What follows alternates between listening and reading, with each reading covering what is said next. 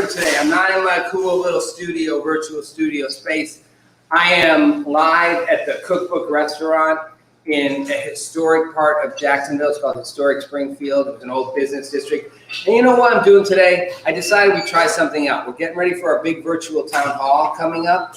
And I was like, let's have a little mini group. Let's have a group of people and dialogue. But the real focus, you're going to have people coming in, come out. But the real focus of this is on my two guests who are starting this out. They're two young activists, community leaders, and student body presidents.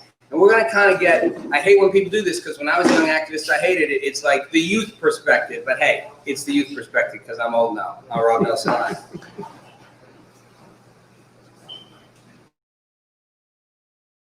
Meet Rob Nelson, talk show host. Because you got the 70s thing going there. My name's Rob Nelson. I used to have a talk show on Fox, a show on Fox News, but news in America is so produced. I don't care if you think it's left, right, center, fake. You passed tougher legislation to deal with the paparazzi after what happened with you and your family. I think it's very important that we focus on rebuilding. Yeah. Hey everybody, welcome back. It's Rob Nelson live here again. We got chairs moving. See, everyone's moving. The audience moving in. You got a camera. Everybody wants to be here. We're doing it from the historic Springfield district in Jacksonville. And just so you all know, I'm going to set up what we're doing next week and see I've got my mask. I just want to say a little sidebar. This is the most interesting time in human history. I've been around for a little bit, and this whole mask thing is just a fascinating situation. In some ways, the mask represents America right now, what's going on. So we all have our masks. And by the way, I mean, I'm tired of the people being the anti-maskers, right? We know masks work. That's a reality. They obviously, that's why they wear them in hospitals. But it's created a real cultural divide about whether you wear the mask, when you wear the mask. You know, I was in LA, living in LA, and they had us wearing masks on the beach. Like, you know, I had a guy come by me. I was riding a horse in the hills, on a horseback ride, and literally he came running by with no shirt on and a mask on. And he looked up at me like, "Where's your mask?" And I'm like, "Dude, I'm on a horse. I'm 7 feet up in the air. We're on a trail in the middle of nowhere. You're running. You really want me to put a mask on?" But that's what people are. So I'm holding my mask because it's kind of what I do now. I wear it and hold it. And when I'm on camera, I like to have it off. So why is that like America? Well, because like it's the confusion and the divide. I mean, we're so ripped apart right now, left, right, the uncertainty from the Black Lives Matter protests to the mask protests to the pandemic to the election that is clearly not going to be resolved in, you know, November 3rd. Promise you, it doesn't matter who wins. They didn't win, and no side's going to accept the win, and both sides are going to cry foul. And it's going to be January. We're going to have the second wave of the virus. We're going to still not know who's president. And most of the Black Lives Matter protests will have faded into oblivion because people's attention spans are short. I've said it before. So a whole lot of people at protests in LA had some of the leaders of the biggest marches on. They were committed. They were there for the long haul. They weren't going anywhere. But thousands of other people did their part, you know, showed up, did their thing, protested passionately. They cared, posted on their Instagram, canceled people who didn't agree with them, and then they go back to their lives. But the reality is the problems don't go away. We don't go back to our lives if you really live in a community where there are problems. But those problems are often over here, and you might live over here. That's particularly true when it comes down to issues around economic inequality, systemic, what we call systemic racism or systemic issues, police brutality. I've talked about it on the show a lot. When the police are brutal, they're more brutal on urban neighborhoods. It's not always racism, it's power. They police inner city neighborhoods hard. Cops will tell you, we police hard. Cops who grew up in those neighborhoods police hard. Whereas if you live in a nice neighborhood, the police don't police you hard. They're your friends. They come and help you out. That's true in the middle-class black community too. The cops are your friends. One of my guests today, his mom is a cop. So it's not as simple as cops are bad, cops are good, you know, protesters are bad, protesters are good. But the reality is, for the next generation of Americans, their problems are real. And they gotta live through them. They gotta live forward through them. When I was in my 20s, I was a Gen X political activist. I started a massive political movement. It got giant. And we were like the millennials and the Gen Zs, or whichever name you want to give them now, in that we were trying to get our generation mobilized. And we were looking at a future where we were going to get screwed. And we were complaining about widespread problems, about poverty, about economic inequality, about the state of the environment, about the division in politics. I don't know, I went back to the future, or I just, you know, did Groundhog Day, but it hasn't changed. Their generation is dealing with the same problems. So how are we going to fix them? I don't know, but that's why I have these two great young people with me today. I get to call you young people because I'm older. You okay that I don't have a mask on? You okay? Yes, sir. Keep mine on. Rodney's keeping it on. Yes, sir. Rodney Wells, Yes, sir. thank you for being here. Thank you for having me. You are a young student leader. Yes, sir. I want to set this up, and sometimes I get the setups wrong. You are the president of your school, Yes, sir. which is a mostly white school? It's predominantly white. Predominantly white. Yes, sir. So it's private school, Yes, sir. and you're the first black student body president, Yes, I'm the first black senior class president senior class in president. our So school's 7-year history. Yes, sir. 7 years. Yes, Were there sir. black kids at the school before? Yes, sir. They just never made it to the leadership. Yes, sir. Yes, sir. Right. So you're the first. And sadly, we still look at things as like, I'm not, congratulations, but we still look at it like it's something we know. I'm sort of waiting for the day when we don't point it out. Yes, sir. First black this, first woman this. It's like the day where it's like, oh, well, of course, who cares? Right. Right. But I'm not dismissing it. I'm saying the fact that we have to still know you're the first one Right. says something. Absolutely. Right? And you brought along a guest today. I've never met you. Deanna or Deanna? Deanna, Deanna. Deanna is also a student. Are you class president or student body president? senior class president. Senior, I keep calling it student body president, but I guess that's senior class president. Means you're the number one person. And your school, Robert E. Lee High School. which is a public school, Yes, it is. and it is more black or white? Predominantly black. Predominantly black. So you're not the first black senior class president. No, I am not. You're just the first. You want to give yourself a first? I'm the first Deanna Burton senior. Okay, she's the first Deanna Burton senior class president. And that tells you something. This is the sign of a leader. She takes ownership. It's like, I mean, not to create Donald Trump, but I'm just saying Donald Trump's the first of everything. But leaders often do tend to sort of be comfortable owning that they are the leader, that they're stepping up, they're taking a leadership role, and both of you are doing that.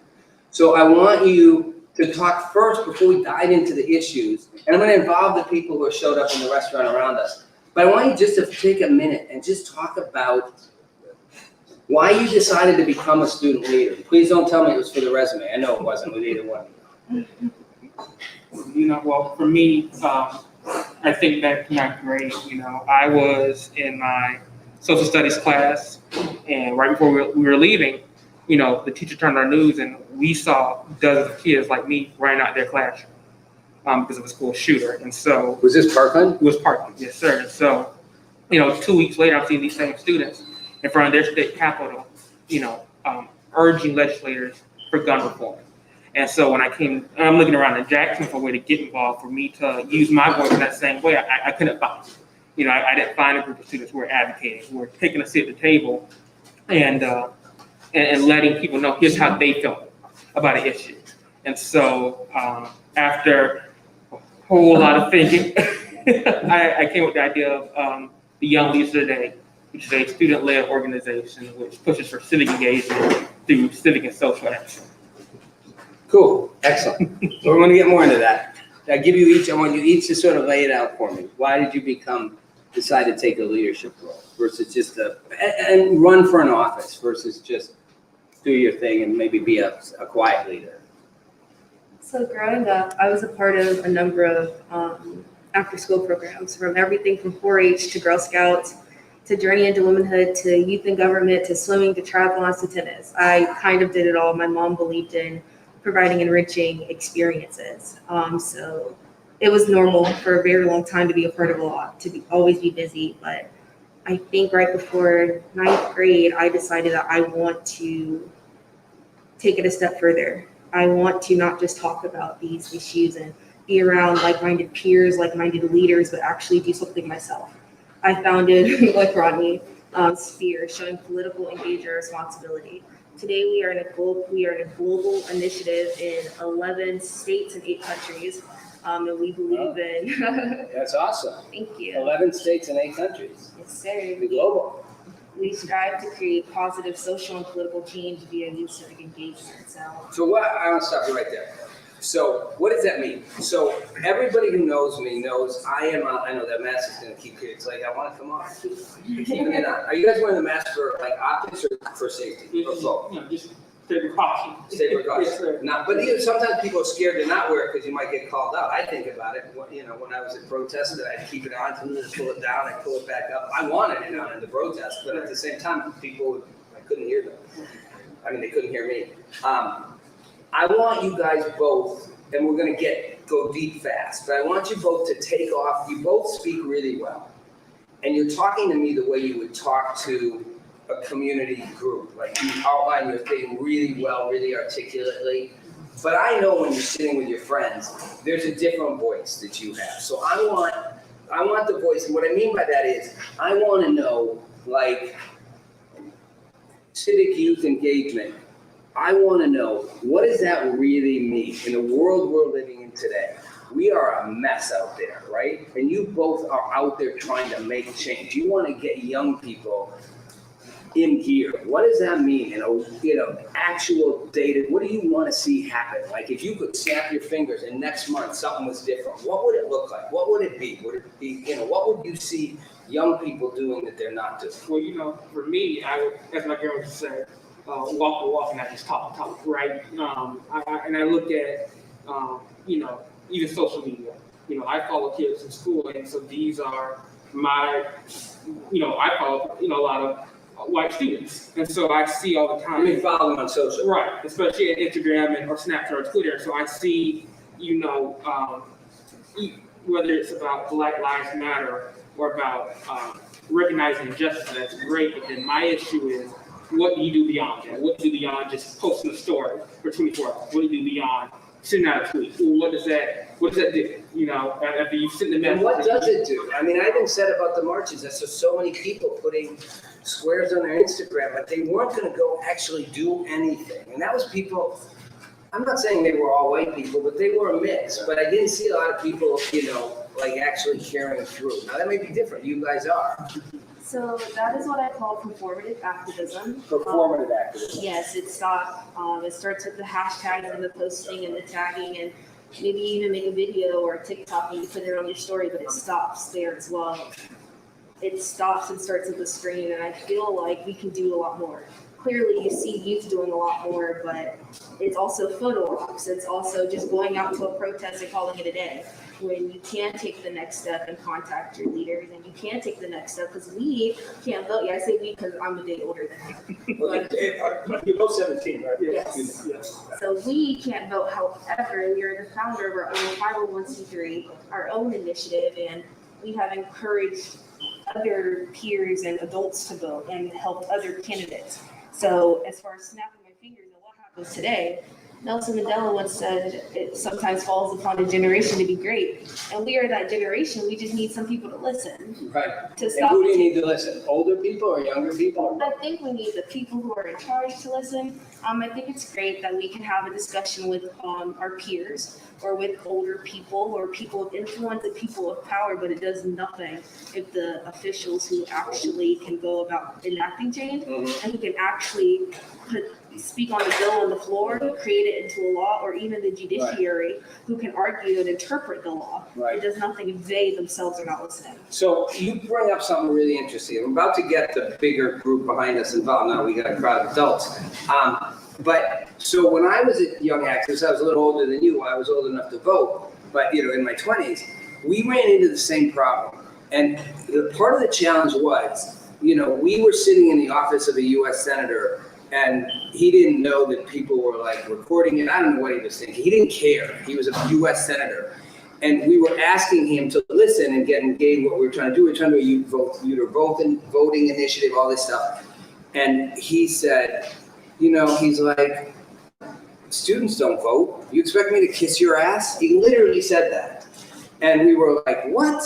And he was like, basically like, F you. And the sad part for him was that it made it into like the national press that he said that, and students showed up at his rallies with signs, "We vote, kiss our ass," and he lost the election by 7,000 votes to another guy running for the U.S. Senate.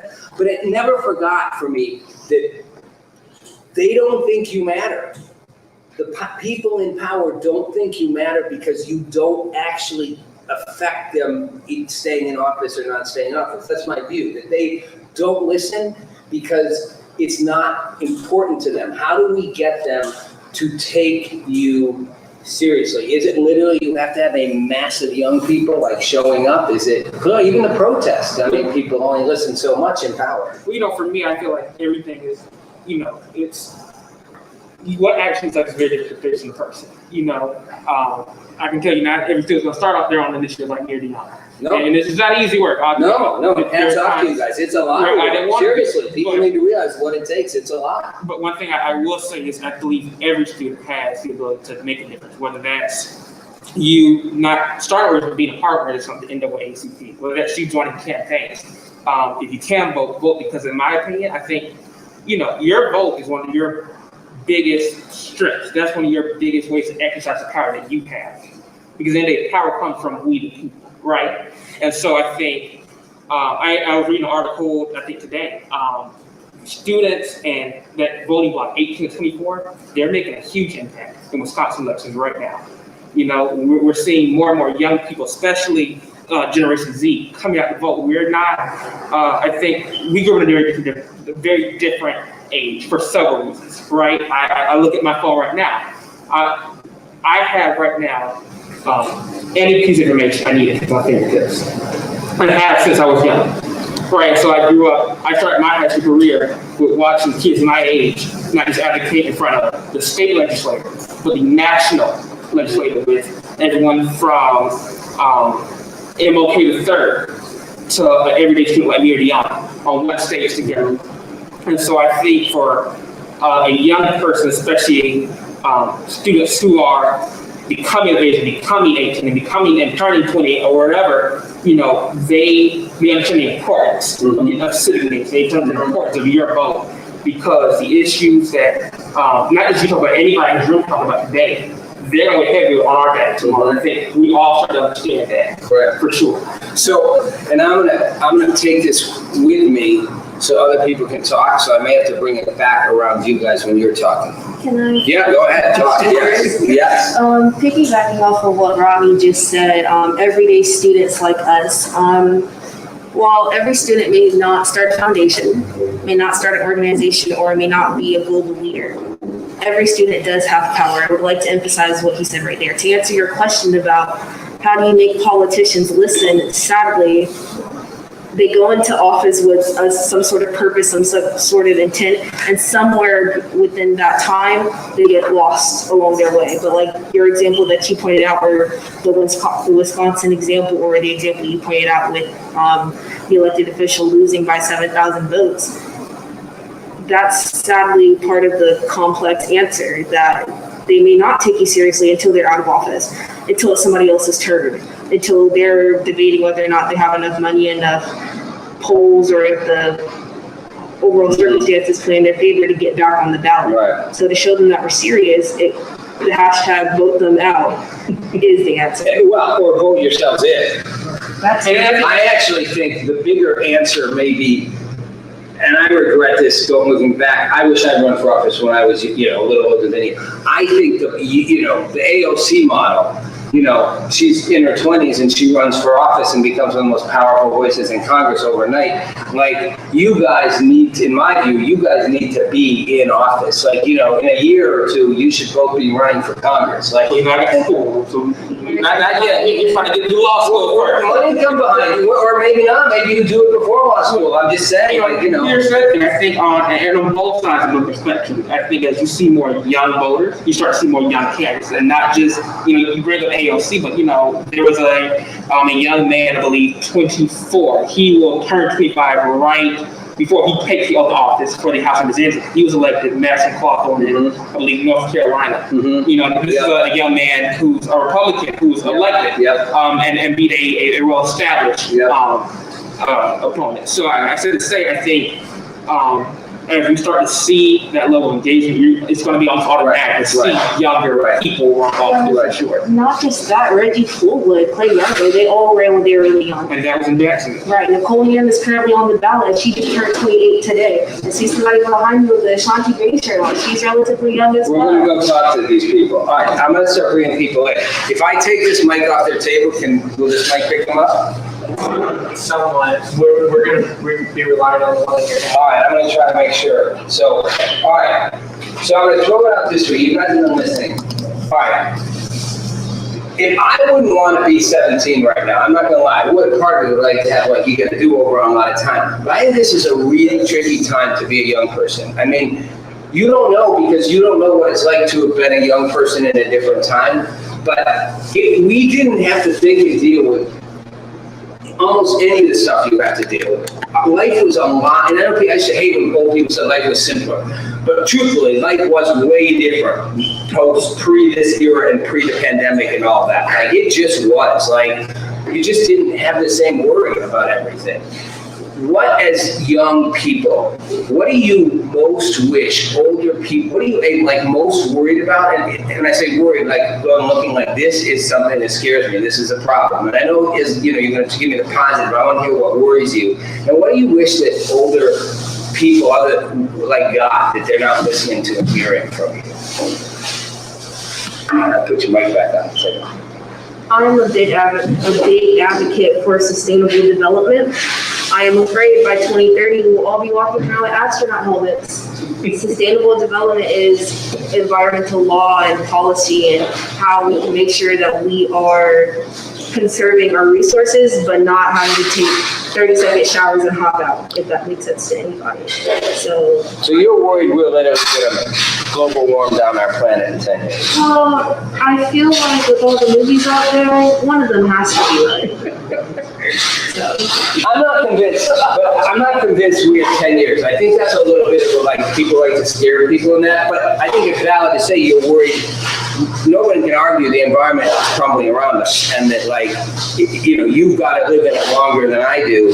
And you're kind of saying, I'm worried we're just destroying it and we ain't going to fix it. To clarify, when 2030 hits, it's not like catastrophic doom. It's just that's the point where we start irreversible damage. So right now we have some time. And you want to be a shepherd for that and get ahead of it. A shepherd, like like a guide. maybe.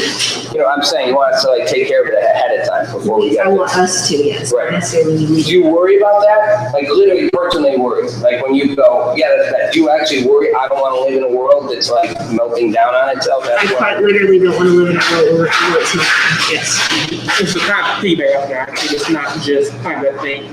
The wave effect that any issue comes about will have on my generation. And so, but I think also talking about that, also being hopeful. I do see when it comes to social justice, I do see the light at the end of the tunnel. Right? I look at the classrooms around me, and when we're having to have hard conversations about why healthcare shouldn't be approved with a right, and it's you come in the classroom with your preconceived biases or your opinions, and you can have a conversation and get another student's perspective on an array of issues. I think that's where I have hope. But again, the things we put in place, the policies that we set, do have an effect. And it's something that we all want to see in 5 years, 10 years. It could be 20 years. And then it's us trying to come back to the drawing board for it. So what do we do now to address this problem that's come up? That's arisen because of. And what worries you in the near future? I think how to word it, but I think the long-term effects our policies are going to have on my generation. And that could be economic, environmental, Absolutely. Criminal justice, whatever. Yes, sir. Okay, I'm picking this up. I'm bringing it back to you guys. I want to involve you guys in this conversation, and this kind of comes between you guys and them too. So it can go either way. So I can ask this either direction. I can ask you guys what you would want. And this is all a group of people who are involved in some form of leadership, whether it's business or political or activism. What would you want sort of to let them know or ask them to respond to? Turn it around. You get to be like, seriously, and it can be, why haven't you or why don't you? I don't want you to be polite about it necessarily. I want you to be honest because I want a real discussion to happen. Because everyone will say the nice things. I'm not saying to be mean, but I'm just saying, go for it. And you can throw it at anybody. Anybody can, I see. Tony's already getting ready. Call him Tony or Anthony. This guy over here is a real activist. He's Tony when you want to have a drink with him, but he's Anthony when he's like the Malcolm X, like Black national, and he's ready to go. And I'm not kidding. And this man has strong views, and we'll get to him. But go, you go first. But You know, I think I would be curious, how does someone your age or anybody in this room see a 16, 17-year-old in 2020? What do you think are the issues that we do face? What do you think are, great question. What's your perspective? What's your thoughts? Right, about you guys. Absolutely. How do you guys look at them? And you have to be honest, right? I don't want to PC answer that you're supposed to say. Be honest. How do you see them, both these two, and them as a representative? Who's nodding wants to go, right? So what I would say is, first of all, I commend both of you. You guys are fantastic young people. The problem I have with a lot of the young people today, and I'll use Greta Thunberg as an example. Greta Thunberg is only spewing what she's been told. She doesn't take the time to really research what she's talking about. So I would caution any young person to study everything you can before you speak out against it or for it or whatever. And don't target one side over the other. Half of the world is probably tuning out Greta Thunberg because she doesn't go what they believe in. So what I would say is, if you're going to speak out and do some political type things, and that's fantastic, you need that. But do it on a more neutral basis until you really learn how to Okay, so are you conservative or I'm conservative. Conservative, right. Business guy? Yeah. Conservative business guy. So you hear her, she's already rolling her eyes a little bit over there. Wait a minute. You hear her over here, and she says 2030, we're irreversible, and you're saying that's a Greta Thunberg kind of thing. So you two now, this is the awkward conversation where you're both being polite, but you're really saying, I'm sorry, you're young and you're wrong. You're wrong. You're just wrong. It's not that bad. It's not that bad. And you're looking at him and going, Oh, that's what I do. yeah, well, don't make me, go. I mean, I'd be going if I was you. He's basic. And I'm not saying it in a bad way, but you're going to hear that from a lot of people, not just conservatives who are like, you guys are young and idealistic and you've been brainwashed and maybe you're right, sort of, but you're way crazy extreme about it. I am in no accounts an extremist, and I am also not Greta Thunberg. Once again, my name is Deanna Burton, and from what I have researched and what I have seen, as well as I am one of the youngest American United Nations delegates since this decade. So being in the UN headquarters and speaking to other officials and speaking to peers from across the world, yes, on the 2030 agenda right now, climate change and environmental policy is a priority because once we hit 2030, we start irreversible damage. I don't know what that looks like because I'm not even in college yet. I don't know how that's going to impact us directly, but it should be a concern. I'm not saying, I know I joked about it earlier, but that doesn't mean that we're automatically going to go get melted away. But so I'll move to another person real quick, but I want to, because the whole part of this whole thing that we're doing with the town hall next week and all is to really have dialogue to get somewhere. And what I want you to, what's that? You say Jesus Christ. Do you think that's hard to get to? No, she didn't. No, I got Mike right here. She said, but that's what we need. And he is a huge part of the audience in the world that you're talking about has to listen. He represents a group of people that's much bigger than him. I mean, you're talking a lot of people in power, both left and right. I mean, not ultra left, but I mean, they control power. And if they dismiss you, you don't win. So I want you to address him and let him know, I get why you kind of defended yourself, but I want you to try to help him see why in a way that he can hear you. Does that make sense? Because if he doesn't hear you, it doesn't do any good. He's the guy that has to hear you, and I want you to be able to hear her just because she's young, and maybe she is super idealistic. But I was super idealistic when I was her age, and I had a lot of people tell me I know what I was talking about, and I was like her. I'm like, you better listen to me, and truthfully, I was right about at least 60%. You know, so I need you to represent a dialogue that can actually work. So what can you tell him that might affect him and make him realize that he should listen more to you? And does that make sense? And you can answer for it too. I'm not saying, I'm asking you to connect in a way that he can hear you. I don't want to answer for y'all, you some of her toes for the matter, but I think kind of inserting, my perspective as well, I definitely believe that youth are sometimes underestimated. Not to say that we have all the answers by any means, but I also believe that we don't give enough credit for our ability to see both sides and on opinion, not based on what our parents say. Yes, it does have some type of influence, but that doesn't shape our opinion. And I think we write you guys off. Let's be honest. Right. And I don't care if it's Joe Biden or Donald Trump or whoever. I promise you, Joe Biden walks out of a room and he's like, "All right, we heard them good. Let's get on." You guys get. I've seen it. I worked in a way. I've seen what people do. They dismiss you. So what I say to you is, what do you see that she's looking and going, this is my future. I'm scared because this is actually my future. You're going to be dead while I'm still dealing with it. Absolutely, and I certainly understand where they're coming from. My point is that there's a lot of information that's coming. They sit there and say that all of this carbon dioxide is filling the atmosphere, and that it's all man-driven. Well, that's not necessarily true. If you look at the history of the world, thousands and thousands of years ago, there wasn't, there were all kinds of. Okay, so I'm gonna stop you. You're both making the case. You're making the case why her facts are wrong. She's gonna make why yours are wrong. I'm saying the dialogue has to come somewhere over here. That's all I'm saying. Somehow you have to get him to see a little more where you're coming from, and you have to realize that you can throw a set of facts out, and so can she. But the reality is, our planet is in trouble. Nobody's gonna argue the planet's not like having some serious issues. I agree with that. And I agree with that. And what I'm saying is, I don't necessarily dismiss that man causes some of the issues we have. I get that, but it's not as big as a lot of people think. But I want to save the rainforest and clean up the oceans. So okay, great. So Deanna, he wants to save the rainforest. He wants to clean things up. You need a note. You can get up in the car. Ordering the orders. You what? So he recognizes, and I'll move to the rest of you guys, but it's important because this is where the dialogue starts.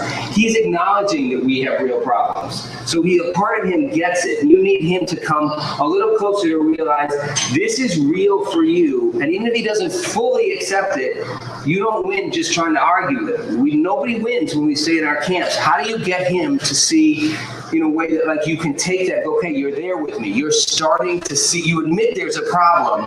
Maybe you don't think it's all over in 2030, but there is a problem. How do you get that guy and who he represents to kind of take a deeper interest in listening to you? What is your name, sir?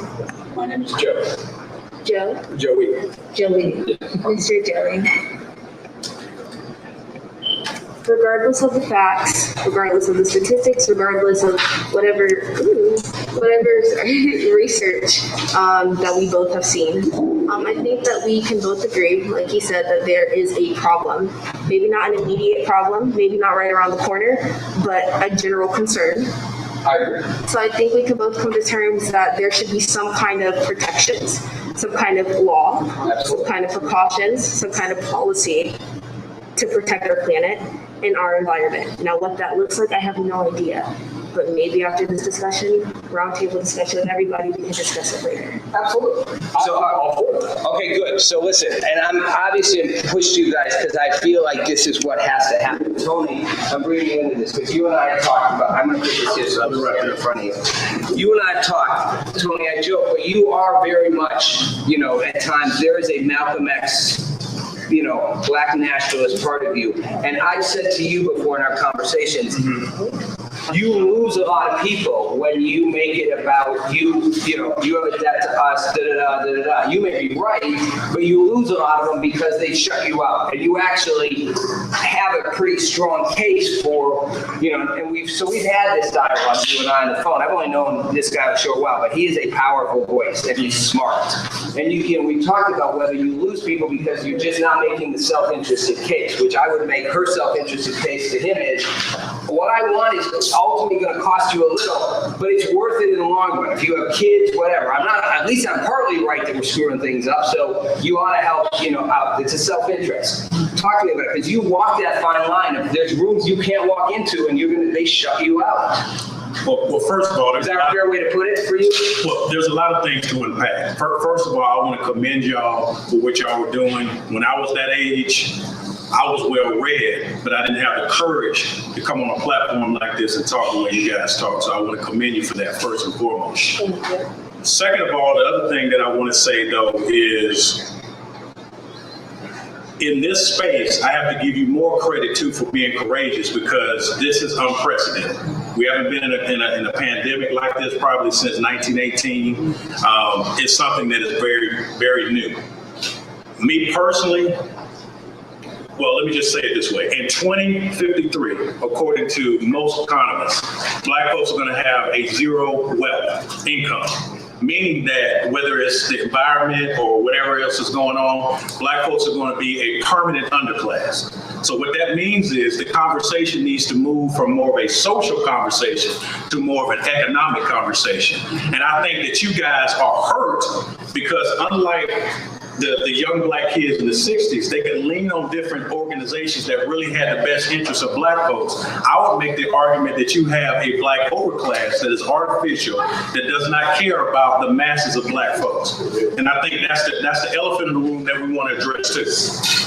Let me hold you there for a second. Just stay with me, you guys, because that's not.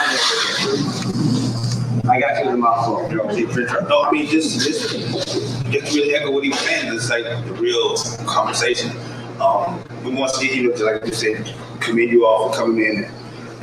You guys are going to get commended by everybody. That's a good thing. This goes away after 30. No one's going to commend you. I really want to, I thought this was going to be like a real conversation, real people talking about real issues. And I know that the earth and, we're going to be in 2030 is a real situation. But what about tomorrow? What about the people that stay next to y'all, who may not have had the same, I wouldn't say opportunities, because we all have the same opportunities, but what about the people that you go to school with that may not see life as you see it now? And that's what I want to pose to this question. Like, what about those people who may not be as refined? So are you saying what about, so just to get through it, are you saying what about people who either just are in the most impoverished part of the community or are just basically getting screwed and don't have any voice to unscrew themselves? Yeah, well, I mean, we all have a voice and we all have. But I'm saying you're referring to literally their classmates or to young Black people in general in tougher communities? Young Black people in general who may not have may not have a mom who's a cop. May not have grown up with the resources. I'm not picking on you, Rob. I'm just saying you grew up with a structure. I can definitely recognize that I can give it more than most students who look like me, especially in general. My mom's a police officer and served for 20 years in jail, so my father's a small business owner.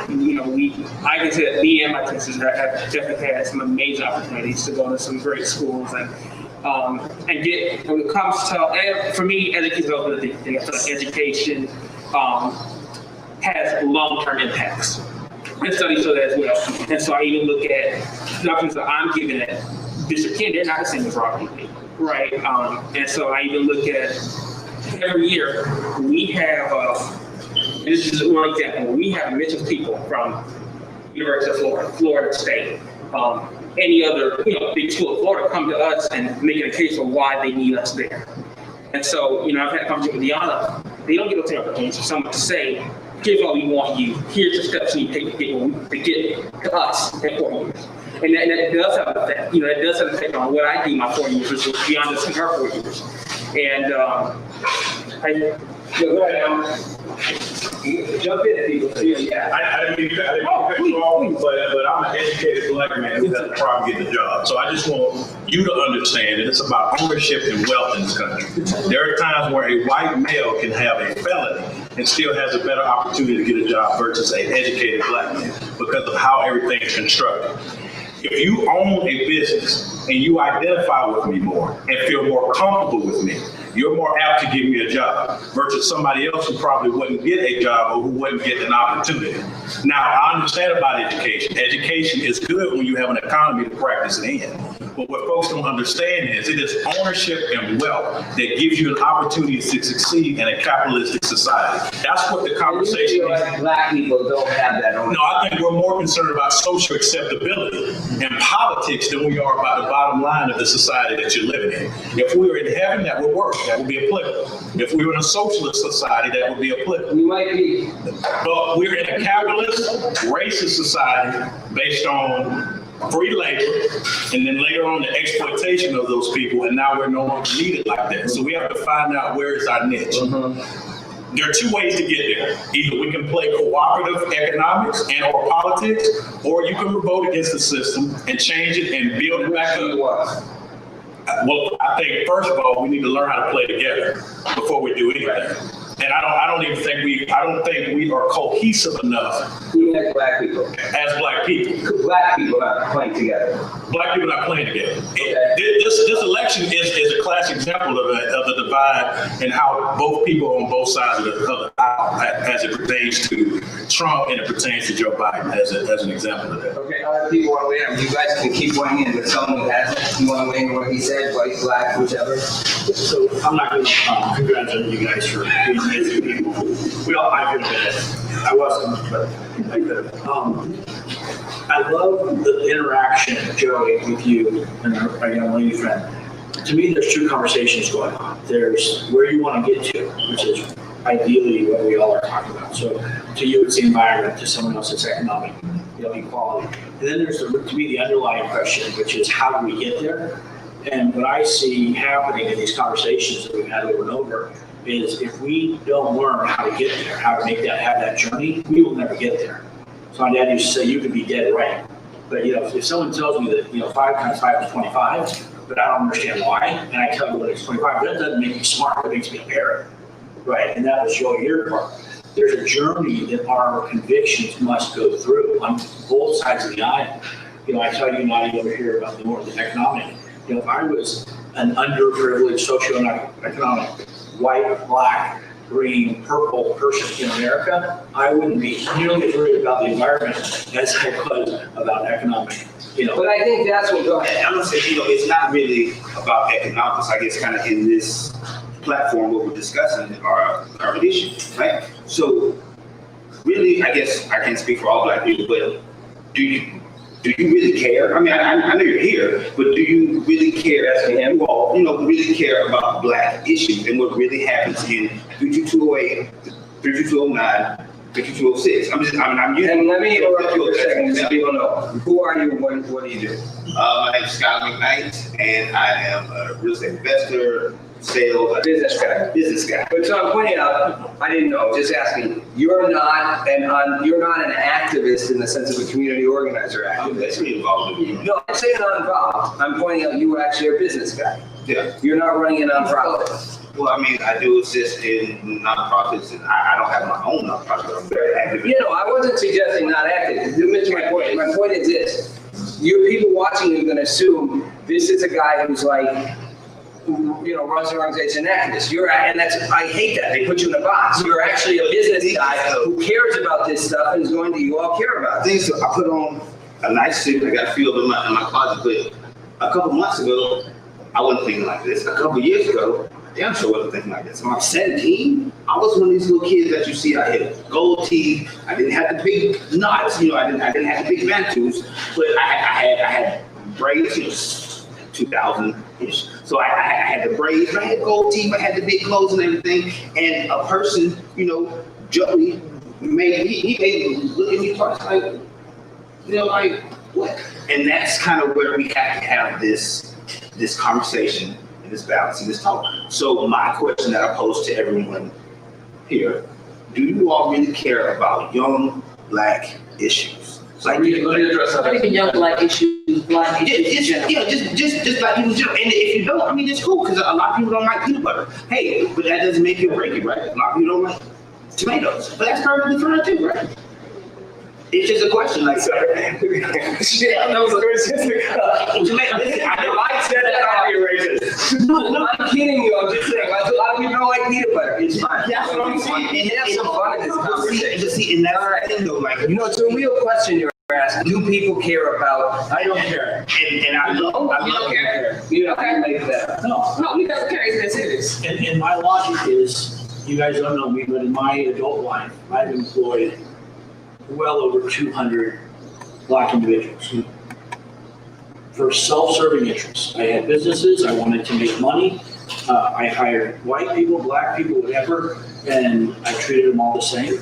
But not because I cared about them, but because that's what you do in business. That's the reality of the world. And all my liberal friends started to throw somebody in the box. They care. They've never hired a Black person. They don't pay the taxes to support all of these programs that we care about. So obviously, I'm saying that for shock value. I love all of you, and I do care. And this man right here has worked for us for 4 years, so hopefully he can tell you I don't care. But I would rather say that to you. I would rather say that to the people that are not being benefited by the American dream and say, well, then what are you doing for me? Because what we're doing as business owners, the greedy capitalists, is making a difference. I mean, everyone wants jobs. No one ever got a job from a poor person. Never. So you're saying basically caring isn't the issue. A lot of people care, but they're not doing it. Look, I care. I care in my life. empathy. Just to understand. I want you to feel sorry for me because I got 2 hands, 2 feet. I'm very able bodied. I can move, I can work. But empathize in what's going on. Like, damn, man, like this, it sounds bad, but to be really in it and involved, it's pretty bad. Yeah, because I don't think any person that's not melanated of the code that we are would ever experience being fearful for themselves or everybody in their own lineage, from your mom to your dad to your sister to whoever. When you go out to the store, what's currently going on right now, you don't know who's going to be next, but they seem to look like me. Right? So for my son that's 16 going on 17, thank God he made it to where he is because of me and his father and the type of situation that we are in. And I chose to not put him in certain areas, right, to give him some sort of chance to be a little better. I purposely put him in mixed schools to give him a chance to be better, to kind of come up to be like you guys will be now. Wonderful, great, no kudos, because your parents actually helped you along the way, and I'm so glad that you got what you got, but it's about what you're going to do with it. I think you guys are awesome. Stay on the right track, right? But until you're like fearful for yourself, I've been fearful for my life when you get pulled over, and I am a nonprofit person, right? I have my own nonprofit, I help in the community, I help people, I do a thing with him, we have essence, you know, a lot of different things, but I'm still a person. When I still got pulled over, I still was in fear for my life. That's kind of what it is. I don't let me get you to care and right, do something. So let me propose that. This is going where it goes, but you know, I think we get in a big issue around white and Black around this whole issue of you know, police and the whole thing. And I know a lot of white people who will say, yeah, but you know, they're not Black cops aren't worse to Black people, whatever. Here's my point. It almost doesn't matter what the statistics say. Every Black person I ever talked to admits to being scared when the cops pull them over. Every Black family I ever talked to says they tell their kids, you need to worry about that when you go to school. And white people don't worry about it. So my question always is, you know, and I ask it to white people, which would you rather be? And be honest, white or Black and driving in a car? Well, absolutely. White. Yeah, everybody says that. So there is a problem. If nothing else, we all agree.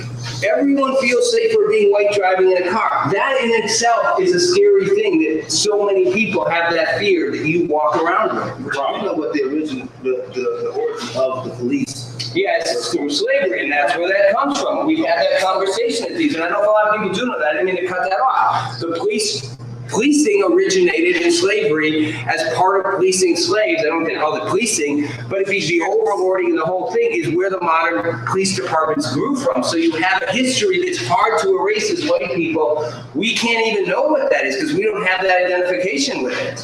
I want to say something. We had a conversation earlier in the week about debt and about using reparations and those buzzwords that seem to be problematic for the white dominant society. They don't really agree, or most of them don't feel like Black folks now, whether it's time that's gone by, it's too much time, whatever the case may be, But to your point, if the young people would step up to the power brokers and tell them the reason we need to have redistributing of capital and resources is because, like I said before, in 2050, we're going to be a complete underclass in the society. We can talk about a lot of different things. We can talk about how people feel about us. I don't care how people feel about me.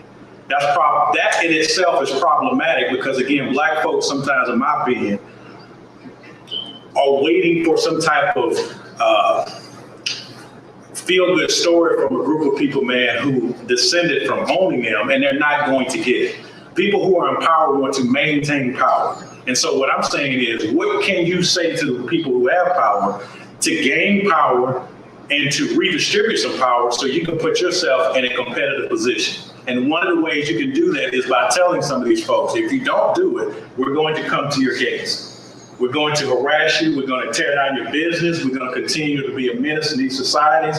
It would be beneficial, like Malcolm X said, for us to be self-sufficient, be able to control the politics and the economics in our community, be self-sufficient like every other group. That way you wouldn't have as much crime, poverty, so and I just want to say, and I know that pushes people's buttons when you're like, we'll be at your gate. But the reality is, I don't see an uprising of anybody in this country in that way. Whether it's Black, whether it's white, people are too sedated to be. You think people are going to rise up? No.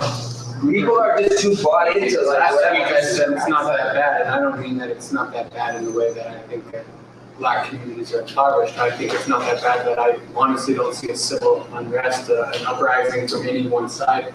I personally think people are too lazy and too caught in their own stuff. I think Americans have been weakened over the last generations. Nobody's strong. Nobody can walk 5 miles. I think they're going to go riot and take over entire neighborhoods and towns. I just don't see it. I disagree, but in lieu of leadership, you got the young people now, they don't have a Martin Luther, they don't have a Malcolm X, somebody who can steer them in a specific direction. So who's to say that the young folks, man, might just be upset one day and just start doing something organic? You know, well, anything can happen. I want to weave it back. This is awesome, you guys. See, you guys, you're suddenly in the middle of a group of people, and you know, to me, this is the real America. Like, this is real people who are a mix of business, advocacy, you know, business and advocacy, business. You know, it's a slice of life you get everywhere, and it is the conversation we're having, and you're in the middle of it because you're going to get isolated out as young Black leaders.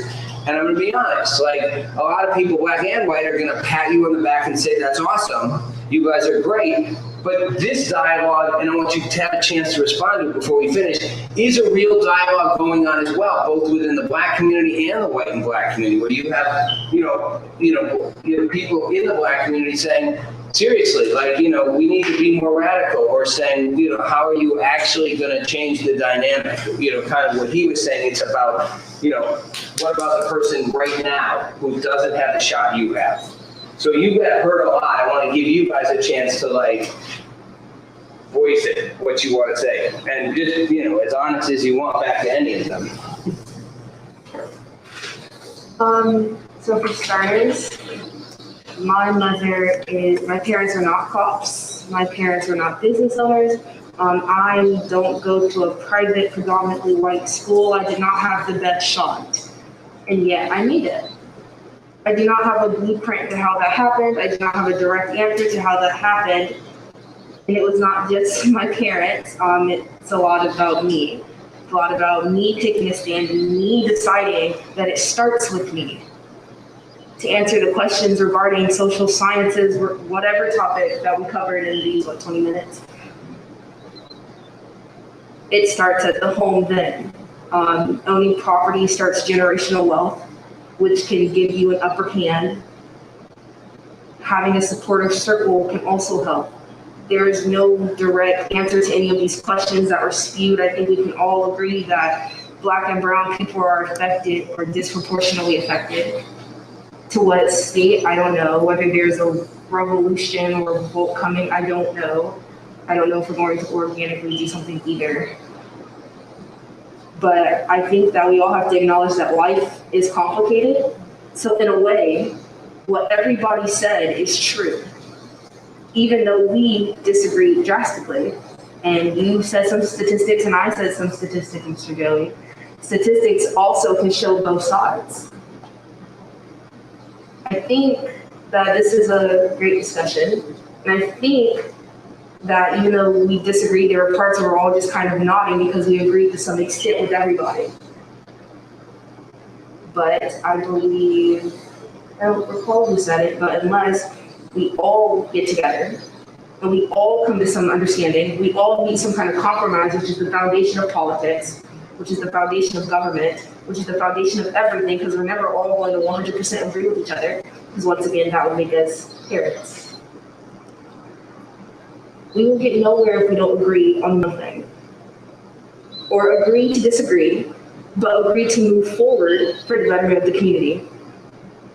Once again, you said that you do not care about Black problems because they do not directly affect you. You hire Black employees because that is what a good business does. That is what diversity looks like. That is what you need in order to not get canceled, which is also a form of performative activism. But you need to realize that, like my earrings say, if you guys haven't noticed, not only does my life matter, but our problems matter. And you're a very sweet person, I'm your children. But these problems deserve to be addressed because for us, they are real. And I face them every day. Now, what that solution looks like, I do not know because there's a whole spectrum of what that can look like. But I would like to thank everybody for participating in this conversation. Thank you guys who gave us kudos. But it's not done here. We have not done anything yet. I think the first step is to listen to understand, not listen to respond, which is what a few of y'all did here today. But at the end of the day, thank you for listening now. But it does nothing unless you walk out that door with purpose so you can collide with destiny. It does nothing if you don't take into account what my peer here is saying and what the person beside you said, what the people behind me said. It does nothing if we don't actually take an initiative, and that doesn't mean a revolution, that doesn't mean a riot, that doesn't mean knocking at people's gates. It starts at casting a ballot if you are able to vote, and if you're not able to vote, support a candidate who maybe it's not in your direct best interest. But if that is someone of the community, someone for the people, you should help that candidate. It's also reaching across the aisle and not just playing the partisan game. It's about taking criticism, not arguing, because we were going back and forth for a little minute and he had to cut in. And Rodney's over here giggling, but I am so serious. She is serious. And, and I mean, this is, again, whether you agree with it or not, I mean, I'm listening, this is, when we started, I was like, I want you to be not the whatever, I wanted the real you. The real you showed up, and it's powerful. And whether you like it or not, what's interesting is, you make a good talk show host or a good politician. But it's what I hear over and over from young people, and always have, and when I was a young activist, was listen to me, and then don't just nod your head. But if you either fight and disagree with me, fine, but then take action from that, because I'm not a token voice in the room. I am the future. I don't have all the answers, but that doesn't mean and I think really well put. But because the reality is these are real issues, everybody. We know that. I just want to kind of wrap it to the point of I said to Rodney before I was gonna bring to these guys, I said, a week ago in Jacksonville, there was a shooting in a high school, I think it was a Pop Warner football game. And the guy was shot and his kid was shot. And there was a press conference today that a city councilwoman had. And I was talking to a former police officer about it from Jacksonville, and his wife's a current police officer. And one of the things that was fascinating to me was talking about how much they know, this kid shouldn't have gotten shot. But the guy who did get shot was targeted. and he targeted people, and they had 5 or 6 homicide counts on him that they were trying to get him for, and it was sort of a matter of time till someone, these are a black cop, it was a matter of time till somebody got this guy. And that he was making the point that we go in, we have gang intervention units, we try to get people to pull out, we give them incentives, we show them the hammer if they don't, and most of them don't. They don't, it's too late, they bought into the system. They know they're gonna either die or kill someone probably, but they don't care. And we're not starting early enough. We're not getting people young enough. We're not getting the resources, the education, the mental health for people early enough. And by the time you're 16 years old and 17 and in the gang life or 20, it's hard to switch you. And I look at that when you're talking about the person next to you, that it's like, how do we like actually come together? Because these guys, you guys are the lucky ones in a way. You know, you're lucky. And I'm not saying it's easy. I'm not saying someone handed it to you, but and credit to you for getting there. But we've got a whole chunk of young people. It's not just in the urban areas, it's rural too, who are not getting what they need. And there isn't an easy way to pull them out. And that violence and that cycle of violence is continuing.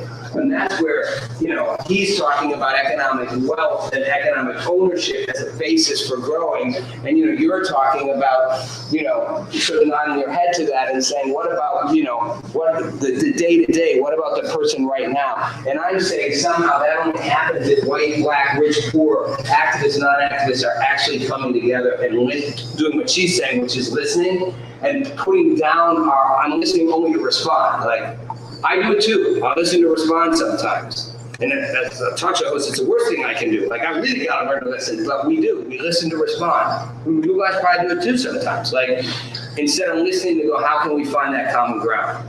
So I want to thank all of you, because this is a discussion. It's just the beginning, and it's, to me, the discussion is what leads to more discussion, that leads to more common ground, that ultimately has to lead to doing something so that we don't melt the planet, we don't have a permanent underclass of Black Americans, and we don't have another generation of 10-year-olds growing up to where police intervention units admit we can't really get many of them out, even when we offer them every opportunity. We go in and say, you're going to get shot, you're going to die. Here's the 8 people who've already targeted you. We followed the music, we know them, we heard it in their songs, we know they're coming after you. That's a rep. They follow the, a lot of these groups, gangs, pose with music fronts, and literally we know someone's going to kill you. We're giving you a way out. Nope, don't want it. Okay, so before that, and that's all of us, white, black, young, old. That's my best case. You one last comment before we go? Yeah, to really echo what Tony was saying, it's really about power. You know, I kind of relate it back to monopoly. You know, if I own the board, own the railroads, I own the utilities, if I own all this, why would I give it up? If every time you land on it, you know, I'm making money. This is America. This is a capitalistic society. So if it's built on money, why would I give up power that I have just because I feel sorry for you? No, and this is a whole nother discussion. But why you would give up power that you have is, and I said this to you in that conversation we had. Why? I've said it to other people. Because it's in your own self-interest to not let an entire part of your society sink into poverty, sink into crime. You're going to pay for those prisons. You're going to pay for the medical care. You're going to pay for the lost productivity. You're going to pay for the crime. You're going to pay for it with dollars. You're going to pay for it with lives. And you're going to watch. You can't win with a huge growing chunk of your society falling in. So the reason you should give up some of it is because in Monopoly, when I take all the pieces, and my little 10-year-old nephew will never forget the day when he was all out except for one last house, and my sisters were like, it's okay, he will give him a break. I'm like, no, I won. Give me your house, because you're out when you win everything and you're all by yourself. So my argument is, we don't win if the people in power just hold on to it. They don't win. Eventually they lose when there's no players left on the board. And that's my best argument, self-interest for people who could care less about your life.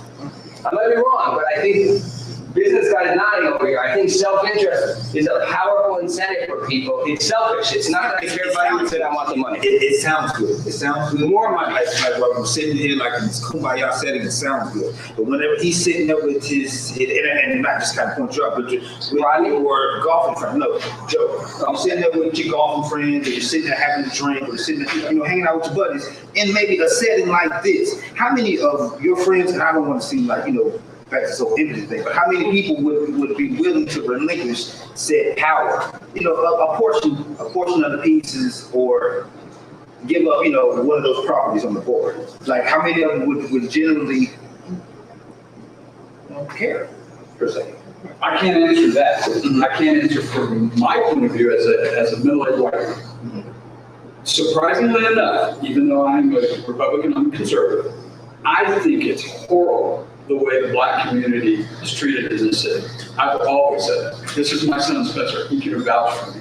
I have said and posted on Facebook many times, it's terrible the way the drainage in the Black community is not taken care of after years and years and years.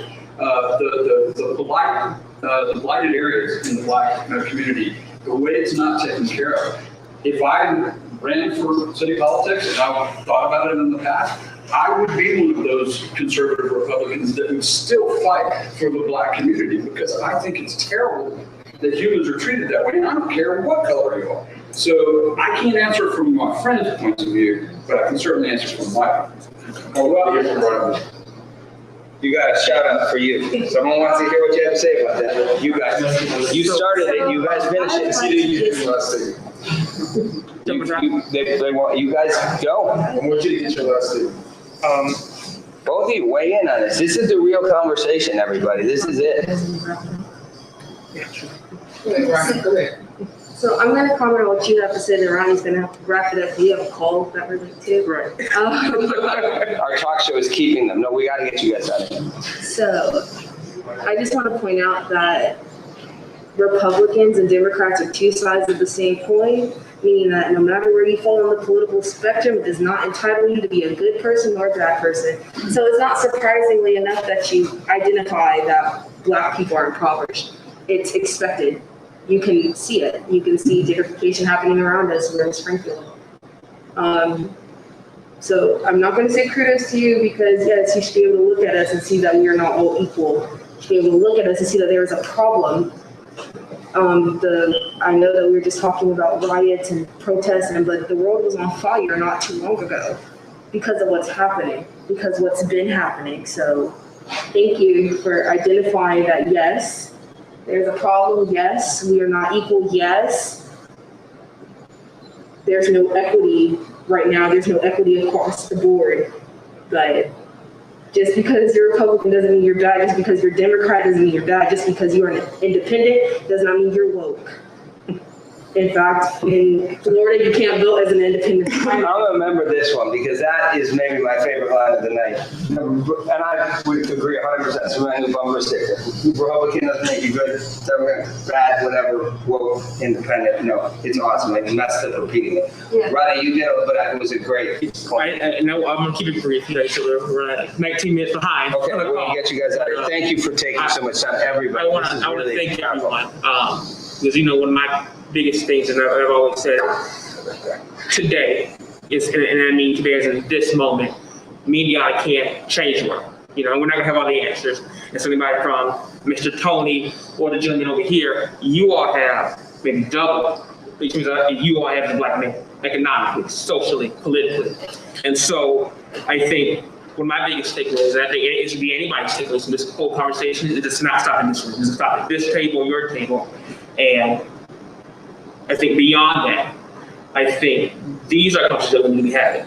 Whether it's at the workplace, whether it's at home, whether it's you're saying have these conversations every day. Absolutely, because I would never have conversations with someone like this. And I'm being honest, I just wouldn't. And so I also look at these two gentlemen. Me and Yana have a whole lot of energy. But I think on the other side, it also takes the knowledge and the wisdom from people who have been in far bigger shoes than we are today to give their 2 cents, to give theirs and their perspective. because when it is time for me beyond to carry the torch, it is not going to be an easy